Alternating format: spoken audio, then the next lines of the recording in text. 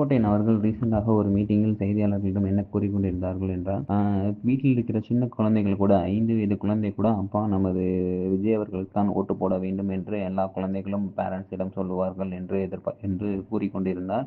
அதே மாரி அவங்களுக்கு கூட தெரிஞ்சிருக்குது யார் ஆட்சிக்கு வரணும், என்ன ஏதுங்கிறத. அனைத்து எதிர்கால இளைஞர்கள் எல்லாருமே விஜய்க்கு தான் வாக்களிப்பார்கள். அனைத்து எதிர்காலத்தில் இருக்கக்கூடிய இளைஞர்கள் வாக்களிக்க முடியாத இளைஞர்கள் கூட அவங்க தாய் தந்தையிடம் அவர்களுக்கு விஜய் அவர்கள் தான் வாக்களிக்க சொல்வார்கள். இதுவரை 2 பேருக்கு மட்டுமே ஜெயிச்சு கொண்டு வந்துட்டு இருந்தாங்க. அவங்க 2 பேரை வச்சு மட்டும் நீங்கள் என்ன பண்ண போறீங்க? ஸோ இந்த தடவை தளபதிக்கு பண்ணுங்க அப்படின்ற மாதிரி தான் சொல்லுவாங்க பசங்க அப்படின்ற மாதிரி செங்கோட்டையன் அவர்கள் கூறியிருந்தார். அது மட்டும் இல்லாமல் செங்கோட்டையன் அவர் தான் அனைத்து மீட்டிங்லையும் அவர் மட்டும்தான் பேசிக்கொண்டிருக்கிறார்.